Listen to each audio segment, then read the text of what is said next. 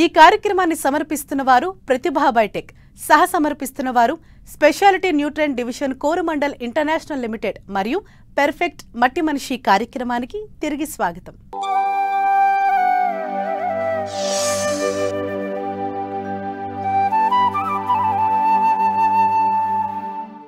వ్యవసాయం పర్యావరణ మార్పులతో పాటు విపరీతమైన చీడపీడల వల్ల కునారెల్లుతోంది. వీటికి తోడు ఋతుపవనాలు, దోబూచులాట కారణంగా అతివృష్టి, అనావృష్టి పరిస్థితులు రైతన్నల నడ్డి విరుస్తున్నాయి. అయితే విపరీతమైన రసాయన ఎరువులు, పురుగు మందుల వాడకం వల్ల అధిక ఖర్చులే కాకుండా విషతుల్యమైన ఆహారం తయారవుతోంది. మరోవైపు వాతావరణ కాలుష్యం పెరుగుతోంది. దీని బారి నుండి తప్పించుకునేందుకే ఇప్పుడు సేంద్రియ వ్యవసాయం వైపు మొగ్గు చూపాల్సిన అవసరం ఎంతైనా ఉంది.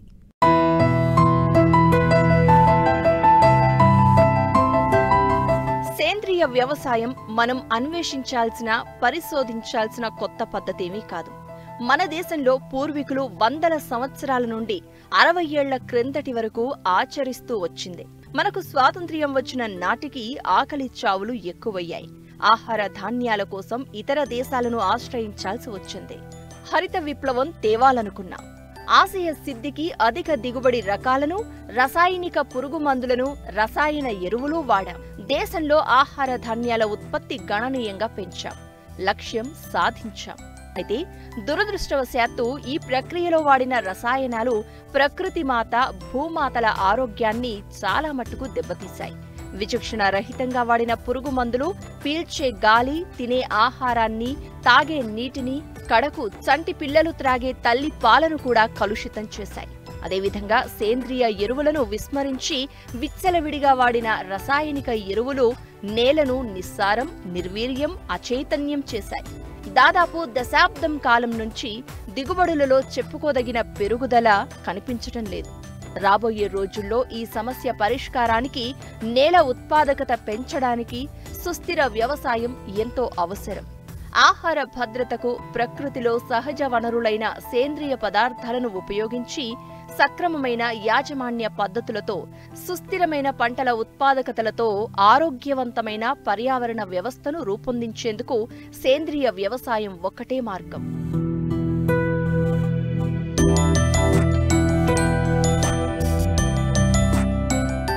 గతంలో లాభాల కోసం రసాయనాల వెంటపడ్డారు రైతులు.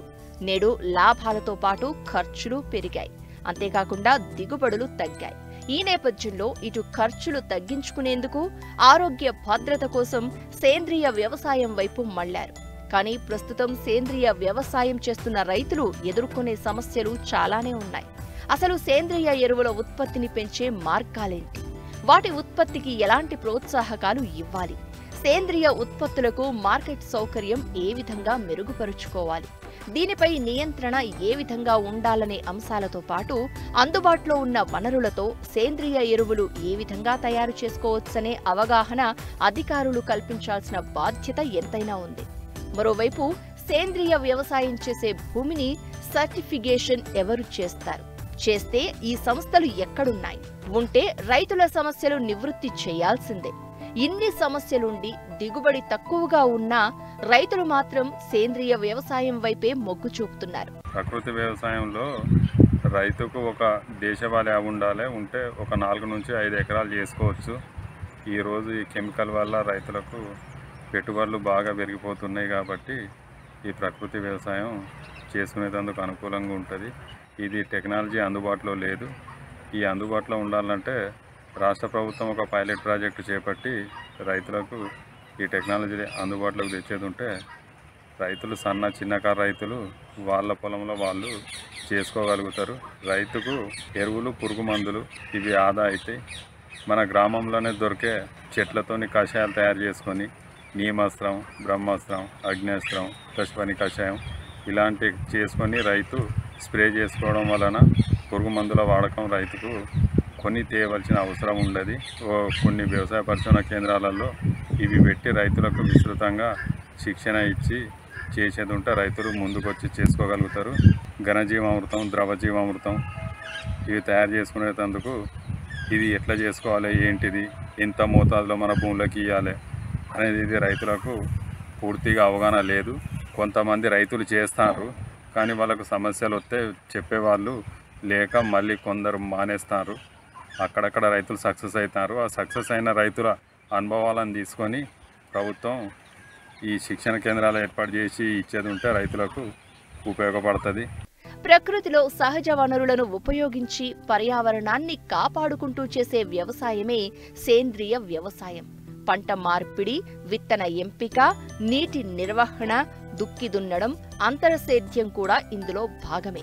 పశువుల ఎరువులు, కోళ్లు, గొర్రెలు, పందులతో పాటు వర్మీ కంపోస్ట్, పచ్చిరొట్ట ఎరువులు, పిండి, చెరుకు మడ్డి లాంటి జీవన ఎరువులు భూసారాన్ని పెంచేందుకు ఉపయోగించాలి.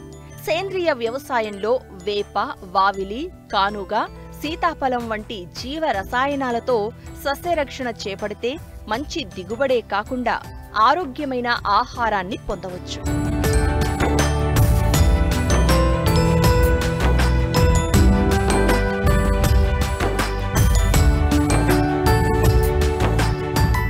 ఆహార భద్రతకు, పౌష్టికాహార ఉత్పత్తికి సేంద్రియ వ్యవసాయానికి మించిన మరో ఉత్తమ మార్గం లేదని వ్యవసాయ శాస్త్రవేత్తలు కూడా చెబుతున్నారు.